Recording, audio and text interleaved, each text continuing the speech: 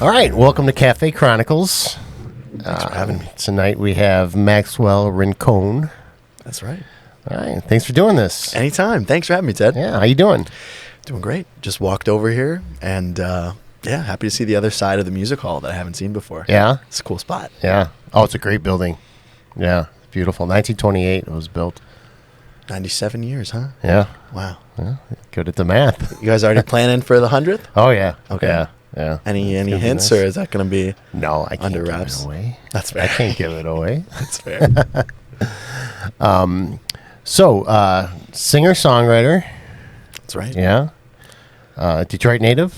No, Detroit transplant, Oh, okay. actually. Yeah, I've been here for about 11 months by way of Oh. Columbus, Ohio. Okay. Mm-hmm. All right. Yeah.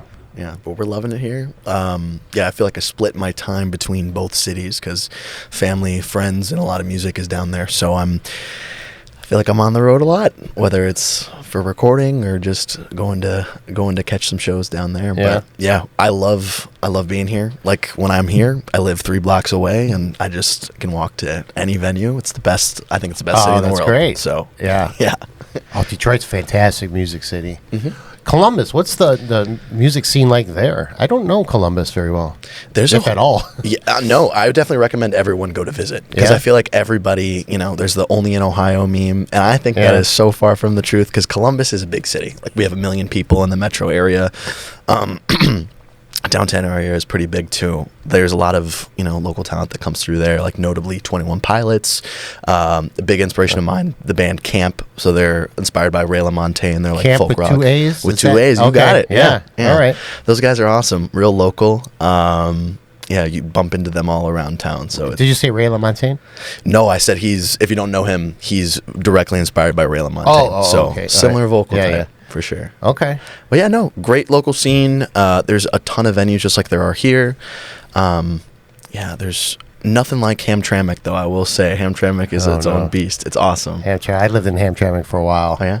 A couple different times, and it's fantastic. I love it. It's diverse.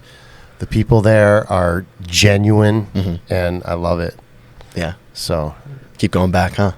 yeah, I have. Yeah, Nice. yeah, it's great. I'm part Polish, so that used to be a huge Polish hub. Okay. But yeah, there's a lot of indie music venues there.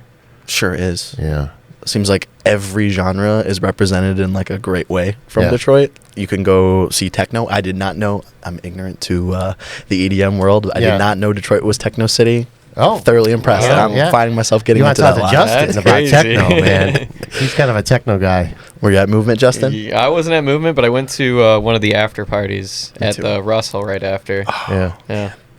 I missed out on that, but next year we'll get the Yeah. better ticket bundle price. And I'm we'll not go. a big techno guy, but Each their own. It's each Detroit. their own. It's Detroit. Oh, House yeah. and techno.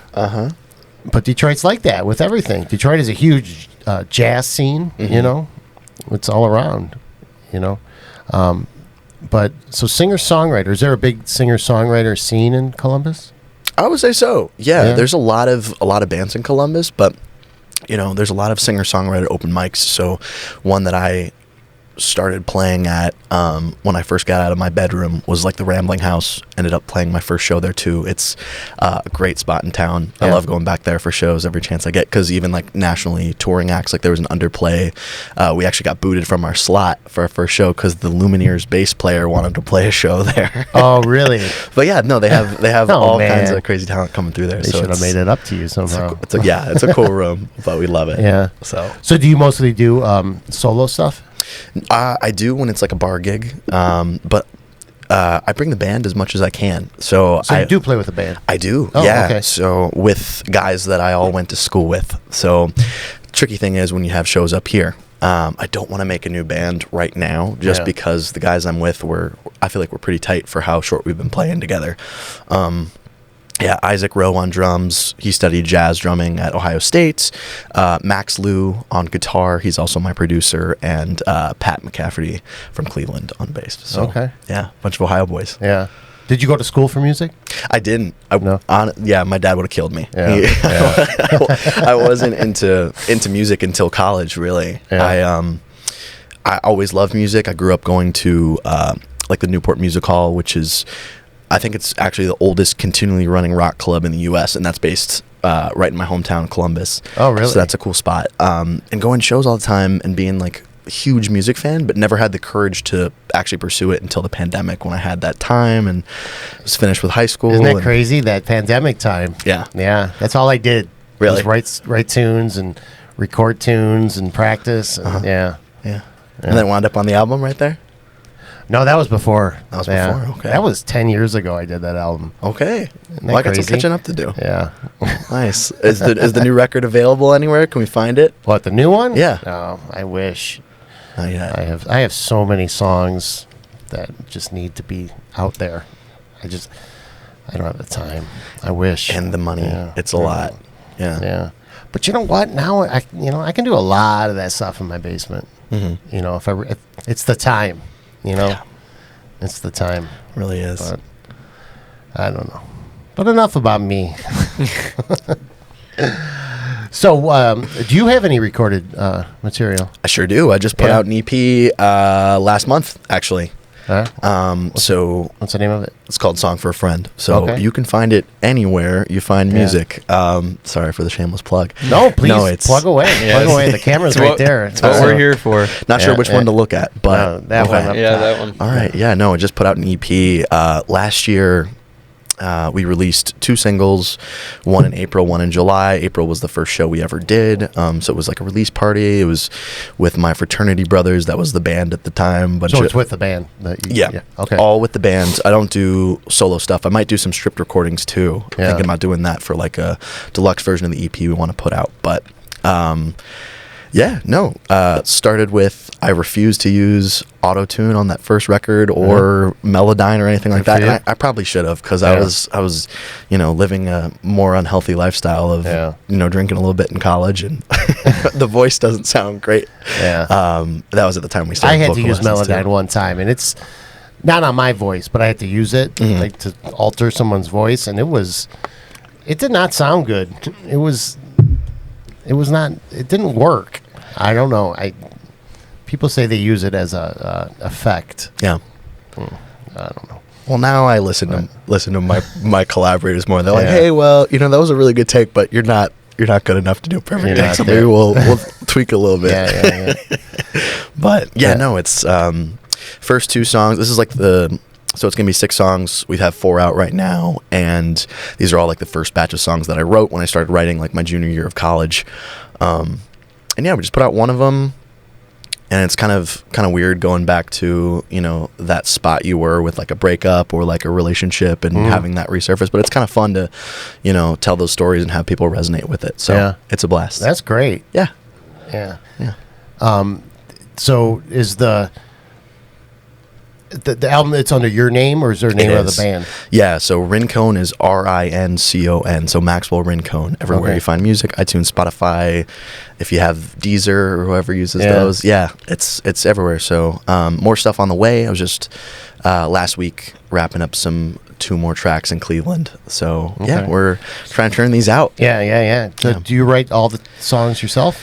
I do. Yeah. I need a little help with the instrumentation sometimes. I just started playing guitar in college, so I really don't have huge background in music until now. So I accept help, and I work with musicians that are much more talented than I am. So they help make it into the vision that we want to execute. Yeah. But Good yeah. for you. That's Yeah, great. thanks. A lot of people, they get like a little ego and they won't, but I've listened to a lot of your stuff, and it's really good. Thank you, Ted. I really appreciate that. Yeah. And I keep saying this on the podcast, but I love original material. Thank you. I think it's great, and I encourage it. And, because I love writing songs. Mm-hmm. I love it. Yeah. It's, it's in me. I just love doing it. I walk around all the time just thinking, lyrical pop in my head, or, beats, or, some sort of, it's just always going in my head, but Do you have a hard time getting it down at times? I have a hard time getting it down when I'm driving or in the, or at in work. the shower. And So you're it's like a weird. Yeah. Same here. Yeah, and it seems like when I go to the basement, I'm like, okay, right. Uh-huh. It's like nothing. Yeah, nothing comes. Yeah. I'm going through a bit of writer's block right now myself, but it's ebb and flow. It'll come back. Yeah. It'll come back. That's great. You do that. Do you play any other instruments? I'm learning keys because my vocal coach, who I also started working with my senior year of college, she was my teacher. She's like, you got to learn piano for scales and all this stuff. And so I've been plunkering around on that a bit, but I can't say I play the piano. Yeah. Piano's great because you can look at like an orchestra in front of you. Yeah. And to make a note, you just push a button. Whereas guitar, you have to do all these like different things at the same time to make a note. You know what I mean? Yeah, you don't know when you pick it up, but it's going to be a painful instrument to learn. Yeah. Yeah. Those first bar chords, those calluses. Oh, yeah, that F chord, man. Yeah. Right. Absolutely. That's what got me. I think it gets everybody. But I was listening to Conan O'Brien, his podcast, and he was talking to like Elvis Costello or something. They were talking about the F chord. Oh, yeah. Today. I mean, not today, but I mean like last year or something. They're still talking about it. That F bar chord. Man. So I love Conan. Yeah. I was watching Jack White on his podcast they're good friends. Yeah. Anything Jack White is awesome. So I ran it when I was doing my research, my diligent research on you. I saw you do a cover of Hotel Yorba, right? In front of Hotel Yorba. I did. I grew up listening to the White Stripes. Yeah. Shout out to my parents. They as much as I need to catch up on like classic movies, I feel like I got a good taste of, music, whether it's Spanish music or White Stripes or Ray Charles, all that stuff. But no, I didn't know the Hotel Yorba was a real place until I was moving my life here, and I drove past that glowing red sign, and I'm disappointed it's not glowing red all the time because it's a really cool place. Yeah, really cool, creepy place. So it's still there, right? Yep. Yeah, there's people living in it now. It's like a residential area, I think. Southeast Detroit. Yeah. Southeast Detroit. Yeah. Did you go in? I didn't, but I talked to some residents that were there. Yeah. They were like, they were. Some guy tipped me $1 because he thought I was busking out there. Oh, really? That's great. And I was like, hey, it's my first dollar I made in Detroit. This is awesome. So, no, definitely would love to check out inside at some point, but didn't want. I've never been in there. Okay, well, we're gonna have to go check it out together. That's cool. Wow. Yeah, that's fantastic. Where are you playing a lot live?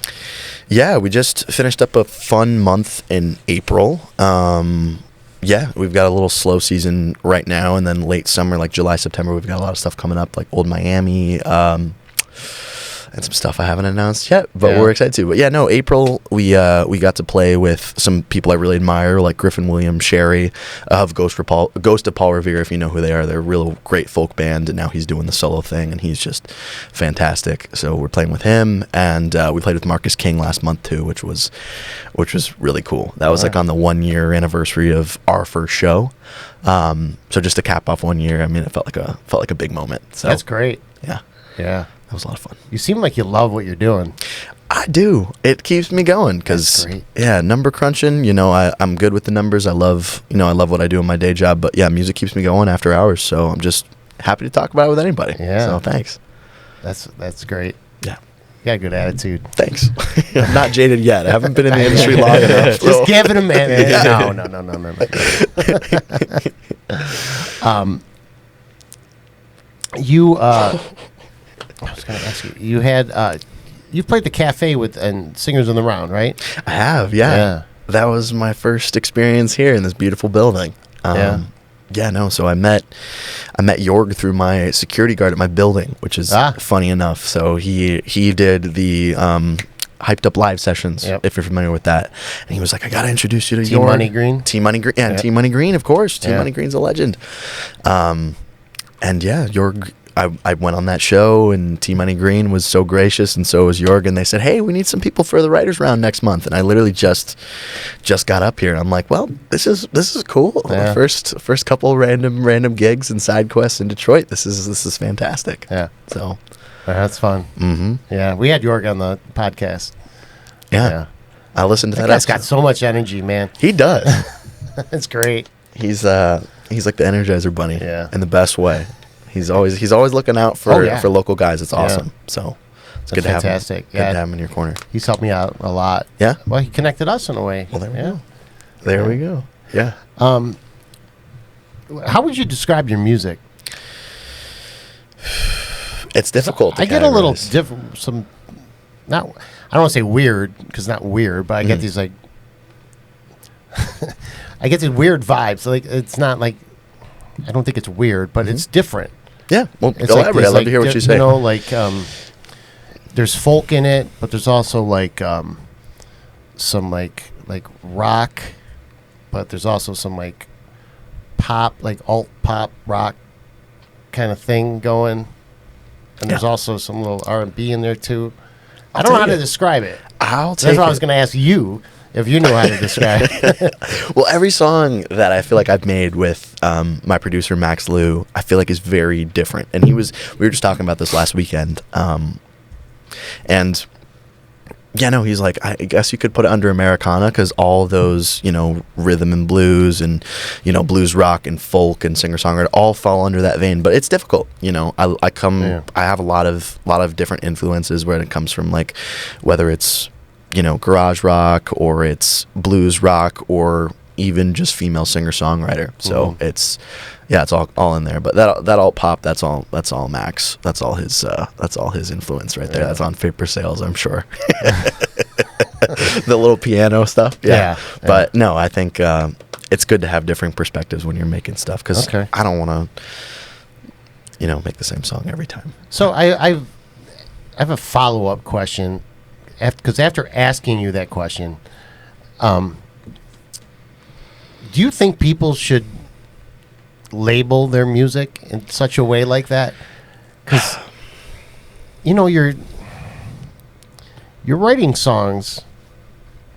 You are writing songs, right? Yeah. For you, you're not writing songs for the Americana audience, the folk audience. You're not doing all that.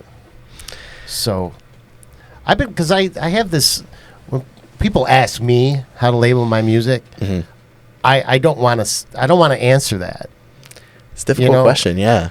Because I could start saying things, but I don't believe they're true in that. Yeah. Do you know what I mean? 100%.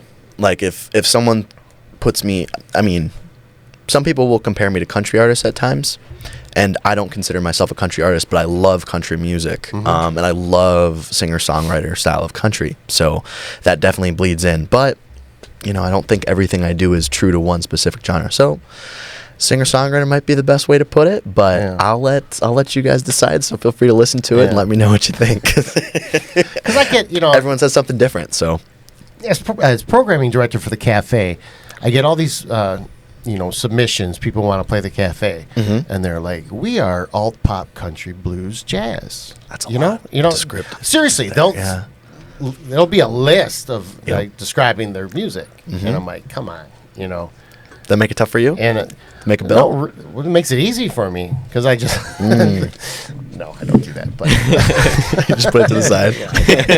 No, I don't do that. But that's funny. I'll listen to it, and then I'll, make a decision. But I don't get it.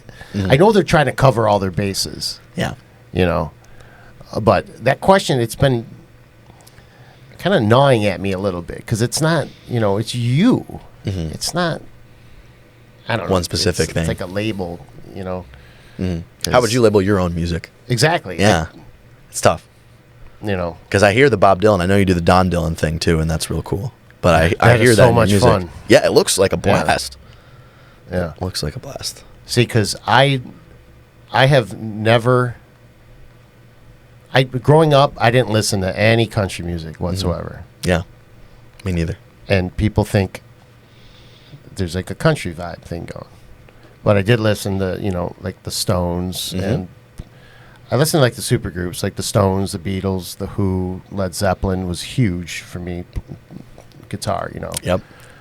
Bob Dylan a little later, and I don't know. I've always been into songwriting, songs with melodies and chord changes and all that. You know, I've always been in the structure of a song. Yeah. You know, And you study different songwriters and different styles do it in different ways. exactly. Yeah. You know how I learned music theory? How? Is I had it was called Beatles Complete. It was a The book. book? It was a book. Yep. And I looked at it and I'm like, okay, these chords go here, and this is how they did it. 100%. And that's how I learned music theory. I mean, I went to Wayne State for jazz studies. But Really? Yeah. Fantastic. But I learned more from that Beatles book, I think, than I did at Wayne State. You That's know, really cool. because it made more sense to me, you know. And a lot of times when I was first, like, really trying to write songs, I would, like, I want this to go here. And I would go, like, wait a minute, the Beatles did that in this song. So I'd go look at the song and see what they did. Steal that. You know, 62. I didn't steal the song, but I mean, I stole the little idea style of what the chord. Yep. You know what I And mean? you put it in your different key. Yeah. Yep. No, I You know what I mean? Though. 100% know what you Yeah. mean. I still got to brush up on my music theory, but no, it's I feel like everyone unintentionally steals from their favorite artists. Oh, yeah. Maybe it's a compliment, maybe it's plagiarism, a little bit of both, but Yeah. we're not big enough for anyone to notice, But right? it's like that. There's, I don't know if it's a court case or what, but Ed Sheeran, Yeah. went up. I think in the courtroom, he went and played multiple songs with the same chord progression. I know exactly what you're Yeah. talking about. Yeah. No. And it's like, you can't. Can't copyright a progression. Right. It's the same. Yeah, everyone's doing the same thing. Yeah. How do you put your own spin on it? Yeah. Yeah. So, but, it's just because, I don't know, you're writing this song, you're speaking, you know, right? And if, I'm assuming you're writing for you, Yeah. right? I guess it's different if you're writing a jingle or you're writing, for a different artist or something, right? Mm-hmm. But if you're writing for you, you're trying to express yourself, right? Absolutely.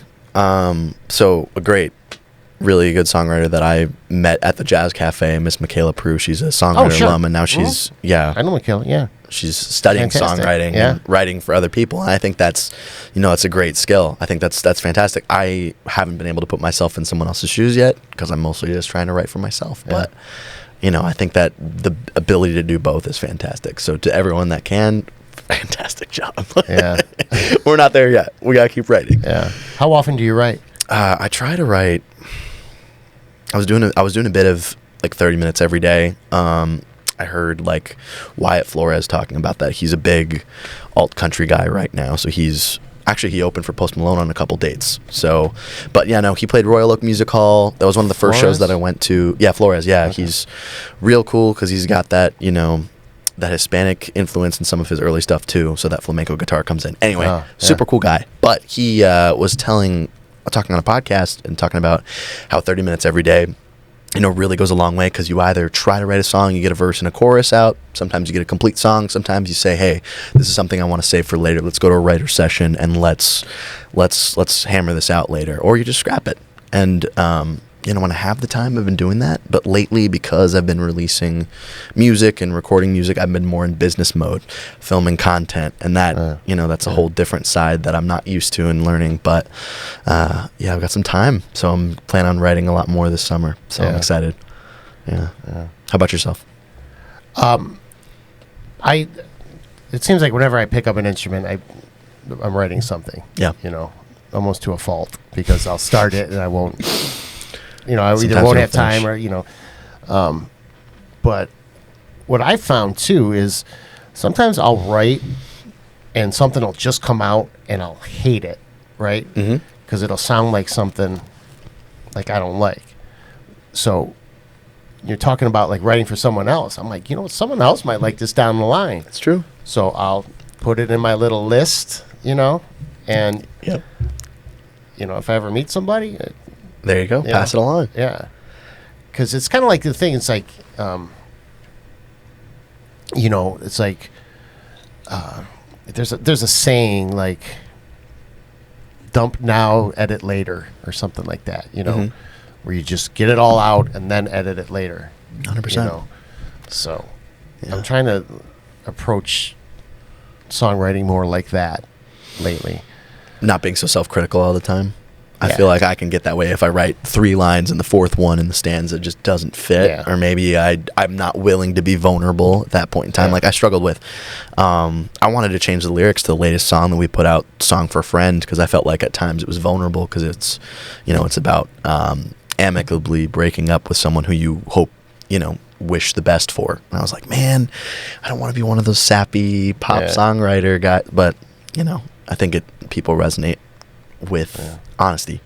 So see, another thing is that I just thought of when you said that, you kind of got to write what the song wants you to write. Yeah. You kind of got to do it for the sake of the song, because there's a point when you start writing a song, the song takes over. Yeah. And it kind of, I find anyway. Do you feel like when you're writing and you're enjoying what you're writing and you're in the process of it, that it's coming from somewhere else? I know a lot of people will say that that's their experience. Sometimes. And, well, I think I said this in another podcast, but some of the best songs I've ever written, I don't remember writing. Yeah, I did hear you say it in another podcast. Yeah. That's one I don't remember writing the song. I can't remember. I trying to figure out the chord and the lyric and all that, but it just kind of came out. That's pretty cool. Yeah. Nice. So if you want to call that, like coming from somewhere else, but yeah, I think that's very odd. When you have that experience, so it's uncommon. Yeah, I agree, but sometimes it just comes out and you don't know where it comes from, and maybe I want to believe in that too. Yeah. So anyway, it's all right. So you've watched the podcast before, right? I have, yeah, a couple times. So there's a point in the podcast where we ask you to kind of chronicle a moment that you've at the cafe, right? Sure.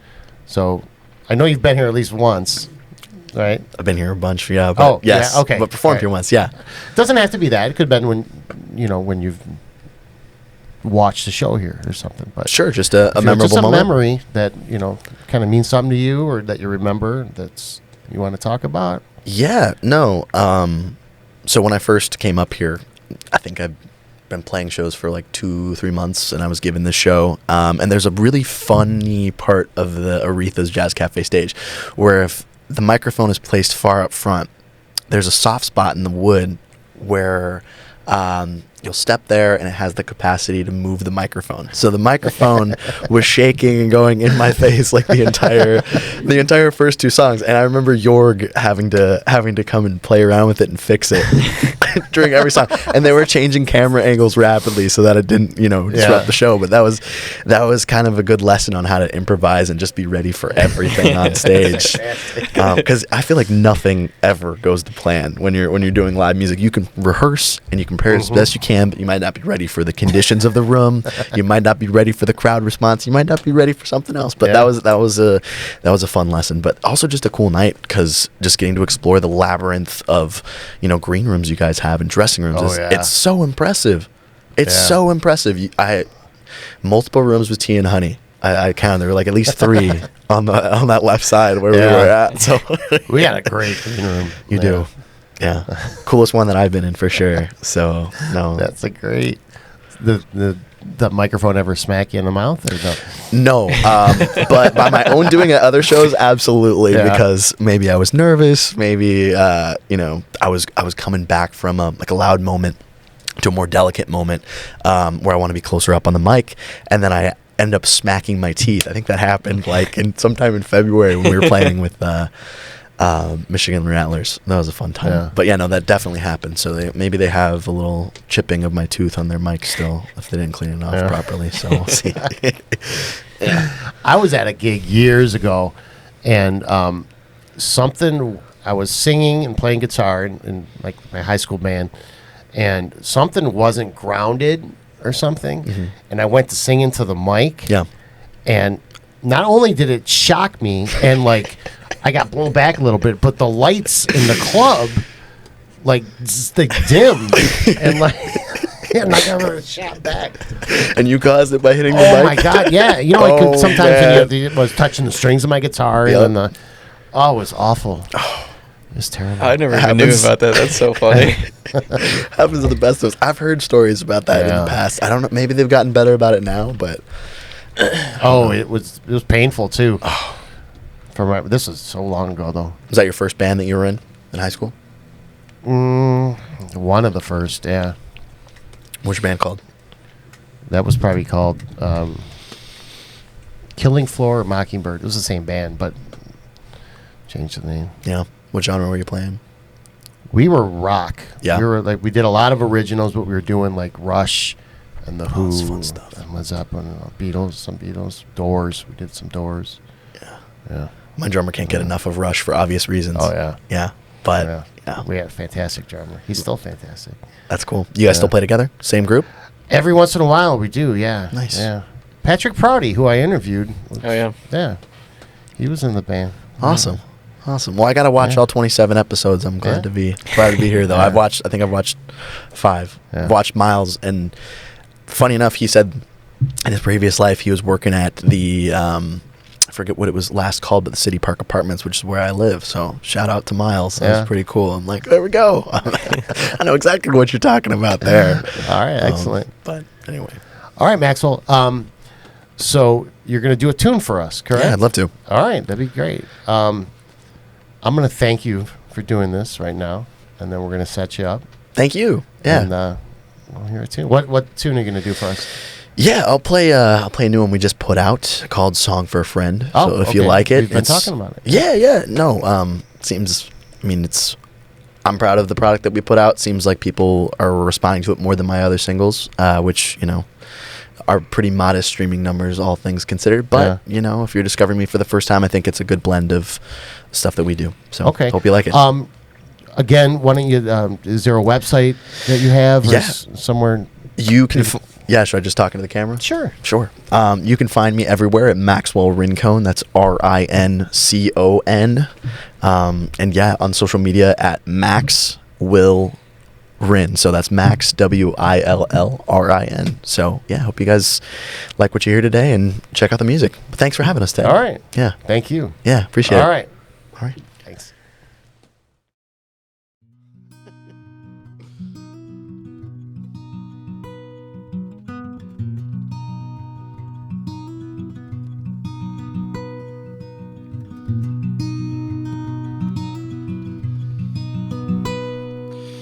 Good morning, beautiful. Oh, did you sleep last night? You were probably smoking cigarettes. I dreamt about our life. So won't you call me in the morning with my heart on my sleeve? I hope you remember me.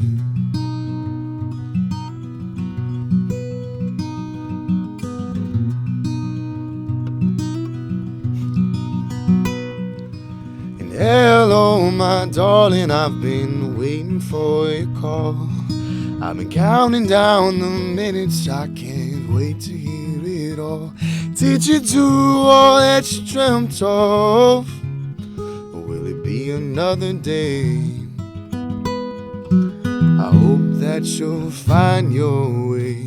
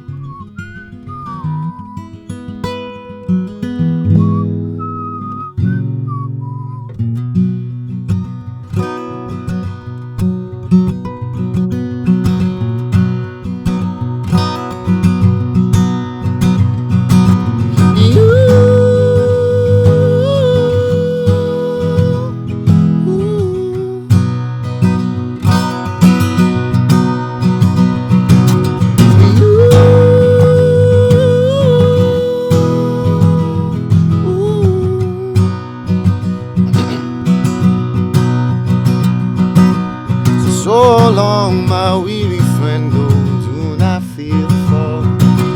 As long as I am breathing, I'll be with you through it all. Won't you live this life for yourself? Love all it takes.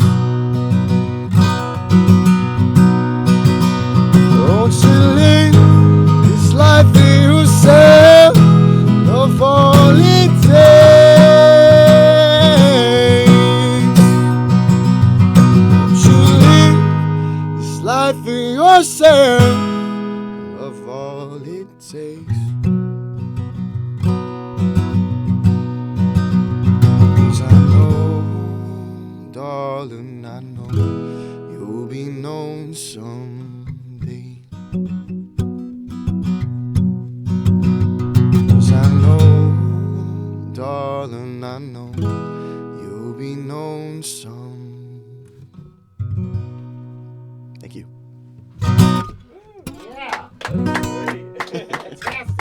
Thanks, guys.